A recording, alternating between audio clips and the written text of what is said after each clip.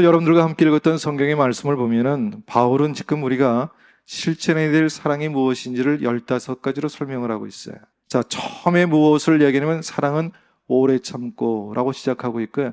제일 마지막에 보니까 모든 것을 견디느니라 라고 이렇게 말씀하고 있어요. 그래서 우리가 4절부터 7절까지 간단하게 정리해서 한 문장으로 만들면 어떤 문장이 되냐면 사랑은 오래 참고 모든 것을 견디는 것이다 라고 이렇게 말씀하고 있어요. 사랑은 무엇이라고요? 오래 참고 모든 것을 견디는 것. 이 사랑의 마음이 오늘 예배 가운데 풍성히 담아지는 믿음의 시간이 될 수 있기를 주님의 이름으로 축복합니다. 자, 오늘 사랑에 대해서 바울이 오늘 본문의 말씀을 통해서 15가지로 설명을 하는데 오늘 15가지 다 설명하면 여러분 입이 나올 것 같더라고요. 그래서 3가지만 요약해서 말씀을 드리려고 합니다. 첫 번째입니다. 사랑은 오래 참는 겁니다. 자, 우리가 이제 신약의 말씀을 읽다 보면 이 오래 참음으로 번역할 수 있는 의미가 2가지로 보여지고 있어요. 하나는 뭐냐면은 고난을 겪고도 실망하거나 불평하지 않고 끝까지 참는다라고 했을 때 그때 쓰여지는 의미이기도 하고요. 또 하나는 씨 뿌린 농부가 추수 때를 기다리는 것, 그 의미로 쓰여지기도 합니다. 우리를 사랑하시는 예수님이 우리를 위해서 얼마나 참고 견디셨을까요? 십자가의 고통도 참으셨죠. 또 그 모진 그 멸시와 천대를 받으시지 않았습니까? 왜 그러셨다고요? 우리를 사랑하시기 때문에 그런 겁니다. 우리를 구원하시기 위해서 그랬다는 말씀이죠.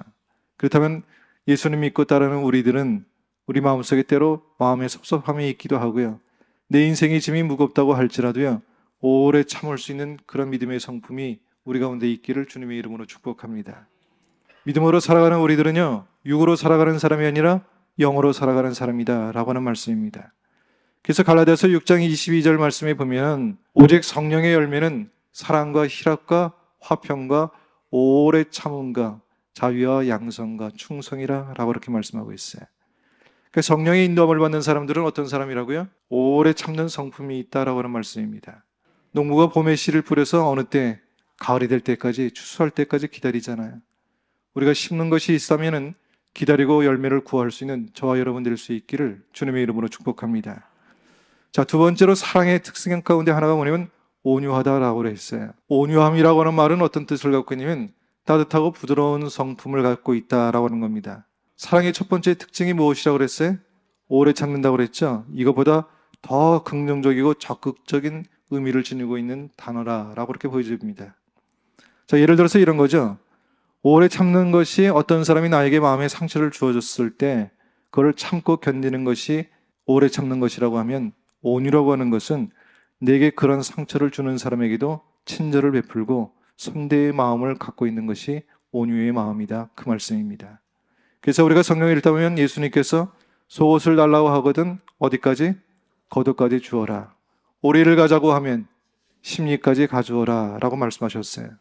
이것이 온유한 마음을 가지고 있는 심성이다라고 하는 말씀입니다. 초대교회 첫 순교자가 누구라고요? 스데반 집사 아닙니까? 돌에 맞아 죽임을 당하면서도 그는 이렇게 기도합니다. 주님, 이 죄를 저들에게 돌리지 마옵소서. 스데반의 이 같은 거룩한 기도가 핍박자 사울을 변화시켜서 전도자 바울로 세우게 된 것을 우리가 보게 됩니다. 자, 이것이 바로 무엇이라고요? 온유의 열매이다라고 하는 말씀입니다. 3번째입니다. 사랑은 투기하지 않는 겁니다. 자, 이 투기라고 하는 말은 어떤 뜻을 갖고 있냐면 속이 부글부글 끓어오르는 것을 이야기할 때 투기라고 이렇게 표현하는 겁니다. 자, 우리 속담에 사촌이 땅을 사면 배가 아프다고 하지 않습니까? 왜 배가 아플까요? 마음속에 시기심이 작동하기 때문에 속이 부글부글 끓기 시작한다라고 하는 것이죠. 근데 우리가 성경을 가만히 읽다 보면 이런 시험에 넘어지는 이들이 꽤 많이 있더라고요. 왜 가인이 동생 아벨을 갖다 죽였을까요? 시기심 때문에 그런 거죠. 자, 왜 요셉의 형들이 자기 동생 요셉을 멀리 애굽의 종으로 팔았습니까?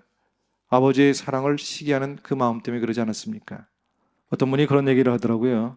시기라고 하는 것은 최후까지 성도의 발꿈치를 따라다닌다라고 얘기했어요. 모든 시험을 이긴다고 할지라도요. 시기라고 하는 것이 끝까지 따라다니면서 뭐 할 수 있다고요? 괴롭힐 수 있다라고 하는 말씀입니다. 자, 예수님이 우리를 사랑하셔서 여기 있는 한 사람 한 사람을 잘 되기를 바라시는 것처럼 우리도 다른 사람이 잘 되기를 바라는 그런 마음들을 갖고 살아가기를 주님의 이름으로 축복합니다.